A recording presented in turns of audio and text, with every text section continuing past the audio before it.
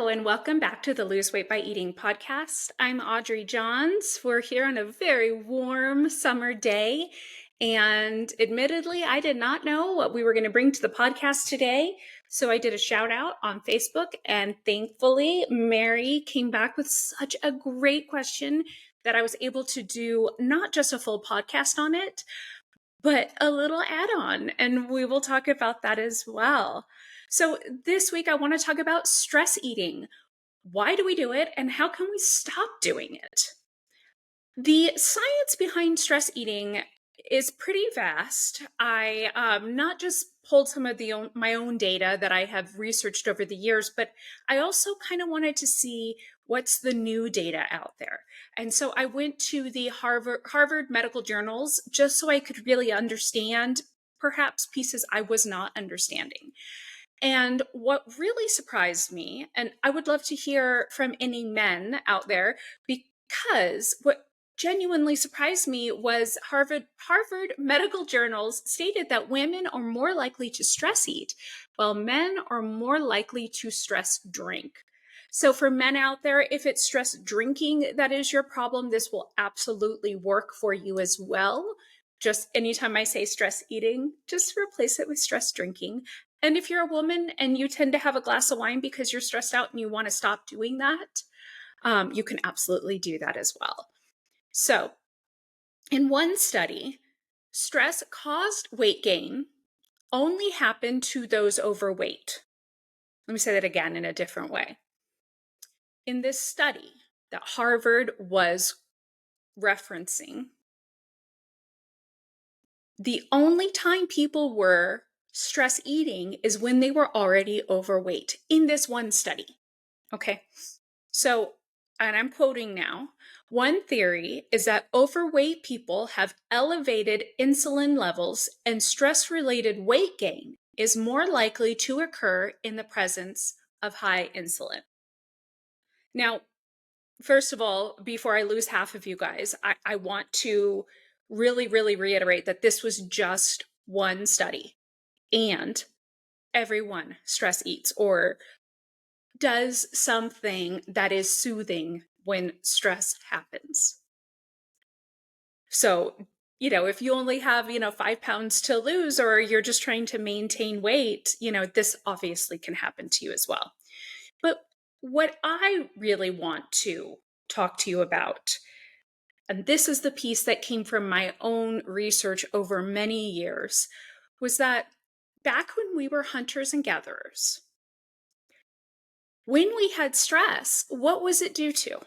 Because it wasn't due to a crappy boss or a deadline or traffic, right? What was stress back then? Stress when we were hunters and gatherers were, I can't find food. I haven't eaten in 3 days, or, winter is coming.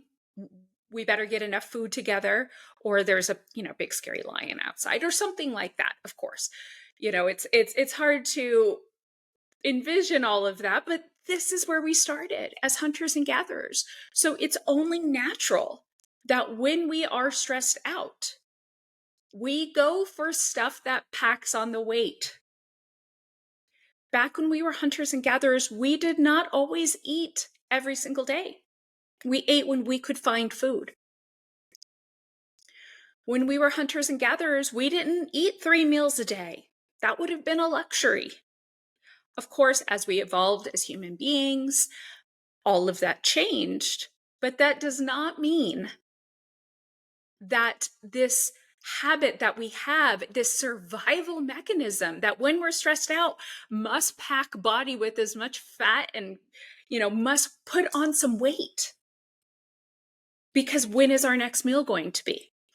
I love to talk about sugar. And if you have sweet cravings or if you have savory cravings, either way, this is an important note. Sugar or sweet items, there are, and please feel free to correct me if I'm wrong, but lots of different research I've done over the years is there is nothing in nature that is poisonous that tastes sweet. Nothing in nature that is poisonous tastes sweet.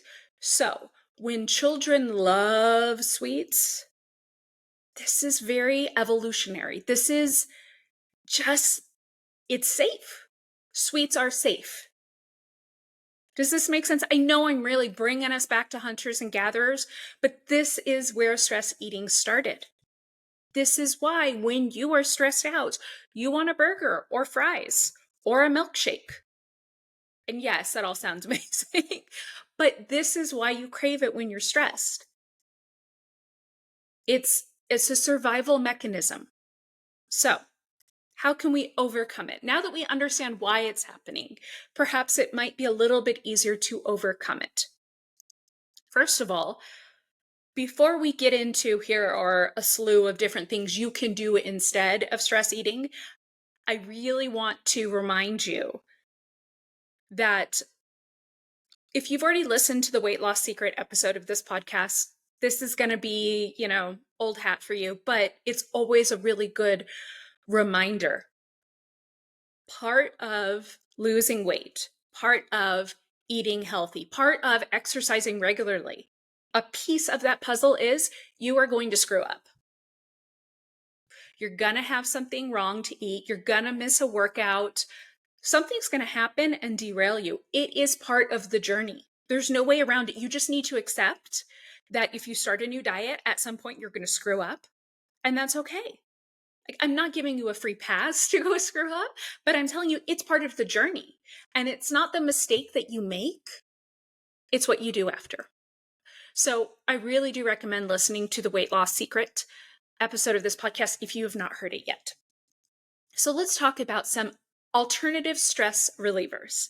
And if none of these work for you, this would be a really great activity to do tonight, to sit down and think about what can I do that does not revolve around eating that will help me reduce stress? What feels good? A few here that are kind of all over the internet and pretty well known are meditation, exercise, community is a big piece of it. So calling a friend or going to church, setting a meal plan is one that I'm adding in there, and we'll get to that. Or having an quote unquote indulgent snack waiting for you, either on your way home or as soon as you get home. And I'm kind of giving you a little hint, listen to the chocolate diet episode. But what I'm getting at is, could you have one square of Dove chocolate in your lunchbox that you know, this is what I get to eat on the way home? Right? Or could you have a bag of grapes or an apple or something delicious that you love? If you crave the salty foods, you could choose some vegetables to eat on the way home. So good with a little bit of lime juice. Oh my gosh, crunchy, delicious. Takes a long time to eat a carrot, that kind of stuff. So you can have a snack. Like, go ahead and give yourself that snack on the way home. Just choose something healthier and purchase it and have it waiting for you, so that, well, if I don't need it, then I've just wasted that money. There's no reason to go spend more money going through a drive-thru. And you can also set a daily goal that you will not stress eat. You can wake up in the morning and you're going to say, you know what? No matter what gets thrown at me today, I'm going to make the decision that I am not going to stress eat. Now, I know what you're thinking. Well, I'm going to make that goal for the whole month. And of course, that's good.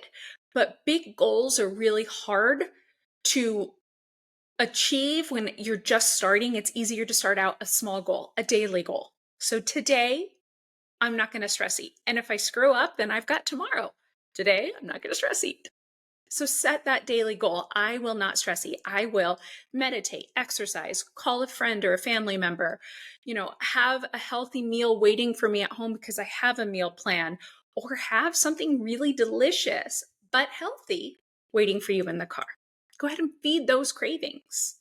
So if it's a sweet, feed that craving with fruit or a little dark chocolate Dove square that you could just toss in your lunchbox and you've got it waiting for you when you get in the car. It is hot enough. I do not recommend leaving it in the car right now. But, come winter, if you're listening to this a few months from now, knock yourself out. So set those daily goals and find a way around them. So now I have a question for you. Is it really stress eating? Could it be something else? Like, we all have stress in our lives. So, of course, it can be stress eating, but is it? So, I want to ask you a few questions and I want you to really ponder them. Just think on it for a moment. Is it boredom eating? Is it just a habit? You always go through that drive through on the way home. Are you snacking due to hunger or fatigue? This is a great opportunity. If it's one of those, then that is a quick, easy fix and it does not happen in a drive through. Well, it does, but not in a healthy way. Or are you being influenced by others? Now let's dig down into these a little bit. If it's boredom eating, try one of the alternatives we talked about. One tip I love to give people, and obviously this won't happen like on your drive home, but say you get home and you're still stressed and you're like, the kids have Chips Ahoy in the pantry and screw it, I'm gonna have one. I bought them, I'm gonna have one, right? We all have these moments. Making yourself something can actually help with that boredom. So what I love to recommend is make yourself a cup of tea. Is 0 calories, unless you add cream and sugar. I'm not a fan of that. So it's 0 calories for me. It might be 50 calories for you. Just the act of boiling the water, steeping the tea bag, letting it cool down long enough, or putting it over ice if it's super hot out. But just making yourself a cup of tea alone can help you with boredom eating. If you find that it's boredom eating, and this is something you can try. Like, I think it's stress eating, but hell, Audrey said, make myself a cup of tea. So I'm gonna make myself a cup of tea and see if it works. There's no harm there. And if you really want to boost weight loss, do a green tea, because a green tea will naturally boost your metabolism. It staves off hunger, and it's a great little pick-me-up in the afternoon. You can also get a decaf if you are really sensitive to caffeine or you don't drink it. Now, if it's a habit, let's create a healthy new habit. That's fun, right? Like, let's sit down and make a plan. So you could take a walk or go to the gym on the way home from work. You could call a friend on the way home from work, check in with your mom. You can listen to a motivational podcast. Or you could set a new habit of manifesting on the way home, and we're going to get to that. And I know I'm getting a little new agey here on the podcast, but hey, I'm trying to show you guys who I am, and this is who I am. So the next one is if you are hungry and fatigued. So if it's not stress and it's hunger or fatigue, and I know what you're thinking, well, fatigue doesn't make you hungry. It does. If you're not eating enough, you will find that you are fatigued. And food is fuel. And so if you don't have the energy, your body's going to say, hey, I need a piece of bread. I need a protein bar. Give me some freaking food, right? Because your body needs that fuel. So if you're hungry or fatigued, like I mentioned, you can have a healthy snack on your way home from work. Or even better, get ahead of it and have a healthy snack about an hour, 45 minutes before you leave. It's a really good way to be like, all right, home stretch here. I'm going to have my snack. So if you have sweet cravings, and I'm going to put some links in here for you, as I always do, you could try my low-calorie, high-protein cookies, or a little square of Dove chocolate, or grapes. The grapes are so good right now, so I know I'm leaning heavy on that. Or, an orange or something healthy. And I know that we are so hyper-focused on sugar, but I do want to remind all of you that fruit naturally boosts metabolism. So it's not bad. It's good, and especially better than going through the drive-through. Okay. Now, if you have the salty cravings, you could do a low-calorie dip with some veggie sticks. That'll take you a nice long time to eat. Put a good amount of salt within reason, depending on your dietary needs, or lots of citrus juice into the dip, and you kind of get that. It almost feels like you're having, it doesn't feel like you're having chips, but it curbs that craving because it's crunchy and it's salty. Or, as I noticed, have a snack waiting for you in your car. If it's too hot, keep it in your lunchbox or pick something that will not cook itself, melt, or ruin your car while you're in the office. And finally, if you're being influenced by others, if you're being influenced by your kids, so say on your way home from work, you pick up the kids from daycare, from school, and they're screaming in the background, and you're already stressed from work because your boss was just really leaning on your heart today, and now the kids are yelling, and oh my gosh, it's too much to handle. And they say, but mommy, I really, really just want McDonald's, please. That's when you are being influenced by someone else. You can ask your kids for help.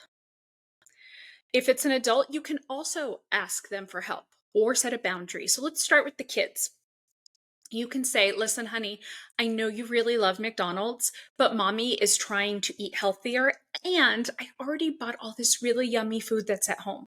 So if you can help mommy eat healthy all week, then we will definitely go get McDonald's on Sunday or on Saturday. So ask for help. I ask my daughter for help all the time. We were in a really bad crumble cookie loop. It was bad. It was every week. And yeah, we would get one cookie and we cut it up into like 6 pieces and only have one little bit. But I finally told her, I said, listen, babe, I've got to stop. This is a bad habit. So how about once a month when there is a crumble cookie we cannot live without trying, then we will get that one. We will have it on our free day, or on my free day, I should say, and just enjoy it. So I asked her for help. And so every week she'll send me a little text message, or she'll come downstairs. She's like, okay, is there anything good on the crumble menu? Because yeah, I have the app. If you don't have the app, please do not download it. It's too good to be true. Don't do that to yourself. If you already have it and cannot delete it like me, sorry, but ask for help. I asked a 14-year-old kid who's just now getting into teenagehood and all of that attitude that we all knew we had at that age. And I asked her for help, and she has my back. Asking for help works. And if they give you crap about it, you can just say no. Sorry, my answer was no. Now, if it's an adult, women out there, men love to be asked for help. Hey, honey, can you help me? I really need to stop going through the drive-thru at home, so please don't ask me to get Chick-fil-A on the way home from work every single day. Can we please eat at home, 6 days out of the week, and then we will absolutely go and get you your favorite chicken sandwich, on the weekend or on Friday night. Like, have fun with it, right? I'm all for a free day, but ask for help, or just set that boundary of, you can go get it yourself. I love you, but I'm not going to continue to allow both of us to eat unhealthy. I love you so much that I am not going to buy you that junk food. And I love myself enough to say no. So you need to stop asking me and set that boundary. So there are different options when it comes to being influenced by others. Now, if it happens on your way home from work, now we're getting back to the stress eating. So you're on your way home from work, you're stressed out, and every single day you go through a drive-thru or you pick up something that you know is not healthy. There are a few different things that you can do to make that unhealthy food be a little bit less available. First thing is, if you can, take a different route home. That alone is changing up your daily routine. So part of the problem could be, I always eat something I maybe wouldn't allow myself to eat on a regular basis, but if I'm stressed, I give myself a free pass. So now you've created this habit of, anytime I get stressed out, I go to crumble cookie. Like, I'm totally calling myself out. Everyone, I want you to know that nobody is perfect. And that's why I keep bringing up crumble. And because this is our week to try to be naughty. But try just taking a different route home if you can. That alone is a really big shift in your routine that can help you stop this less than ideal behavior. Let's not call it bad behavior. because these things happen, but less than ideal behavior. Sometimes that's enough to, change your habits, and you will not be driving past your favorite drive-through spots. So if that's possible, even if it takes you an extra 10 minutes, even if it costs you a tiny bit more in gas. I mean, hell, you're not going through the drive-through, so you're saving at least $10. So does that really matter? And does the time really matter? Because it's going to take you at least 10 minutes in the drive-through. So maybe you take that longer route. You listen to a motivational podcast, call a friend, take a little bit more time doing what you want in the car. You can, and this one's fun. I just finished recording it. I got to make it all pretty for you, but you can use my drive home manifestation. So I'm all about manifesting right now. I'm reading, I believe her name is Cassandra Peterson's memoir. If you don't know who I'm talking about, Elvira.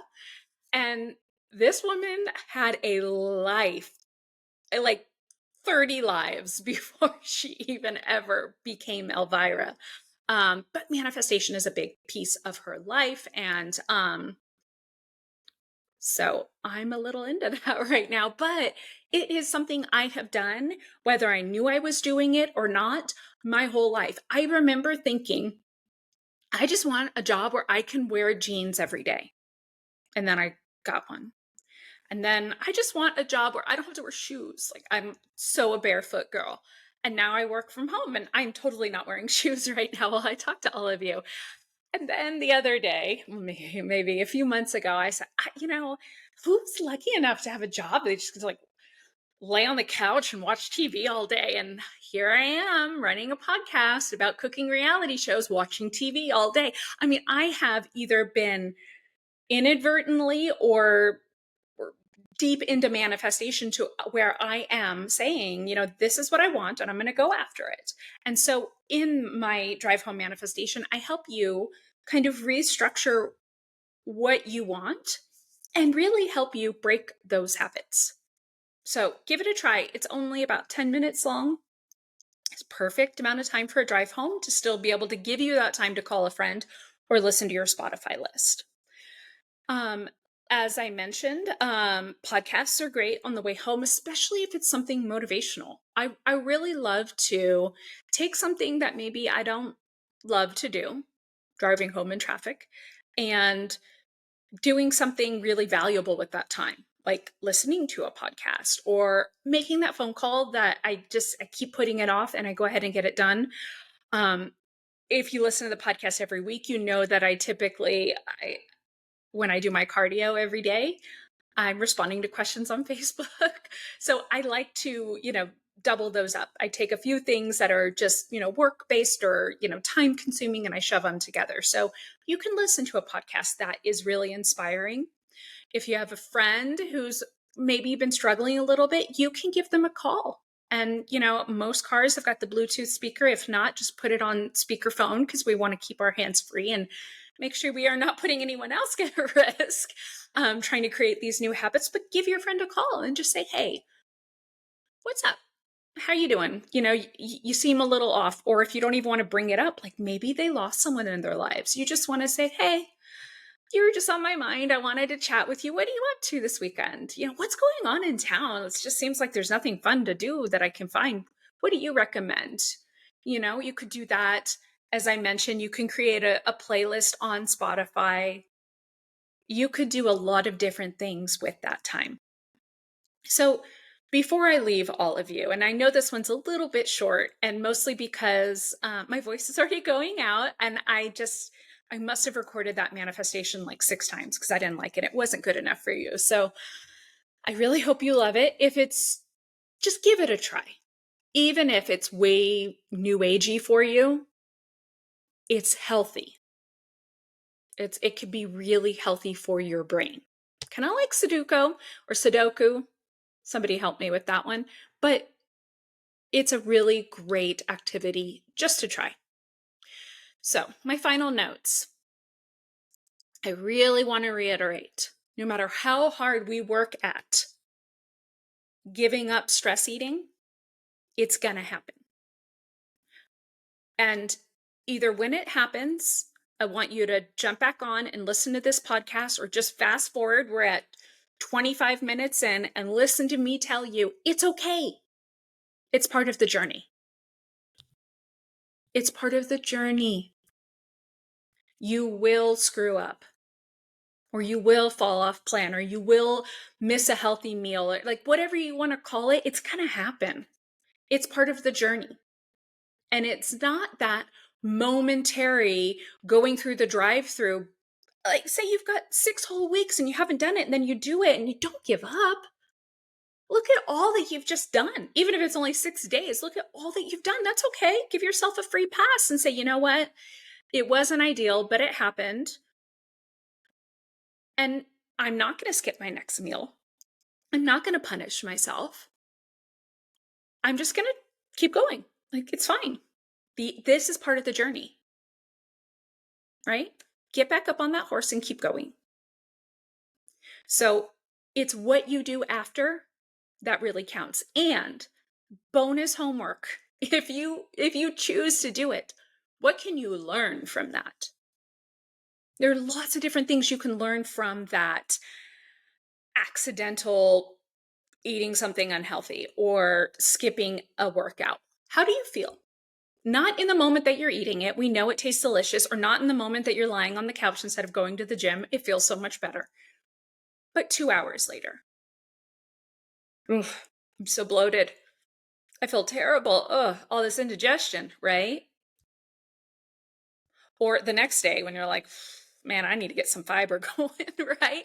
Or when it comes to the gym, I have less energy. Or, I don't feel like it's as easy to get down on the floor and play with the kids or play with the pets. So extra homework, don't have to do it, because just getting past the mess up is enough in my book. But if you want to take it to the next level, what can you learn from it?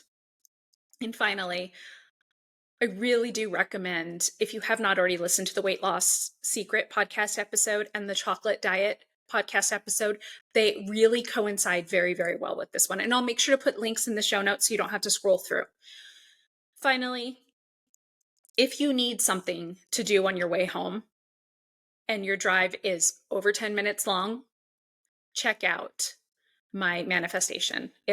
Will be the very next episode after this. I've made sure not to add any ads to it. It's just clear and easy. And if I can get the sound working, I will even add a little bit of music in the background. So thank you so much for giving me a little bit of your time. I would love to hear your thoughts and your feedback. And I am 100% sure that there are people out there who have gotten past stress eating, who have tips for all of us. Please share. Please let us know. If, you find that the meditation, exercise, calling a friend, setting a meal plan, or having that indulgent, healthier version of a snack waiting for you is not working, and you have found something else, please let us know. Like, this is a place where I want all of us to come and learn, myself included. So thank you so much for spending this time with me. Please tell your friends about the podcast. We want to keep it going. And be sure to tune in to the next episode of the Lose Weight by Eating podcast. And one last thing, if you are looking for more fun podcasts to listen to on your way home, because I mentioned it, check out the Who's Reality Cooking podcast with yours truly.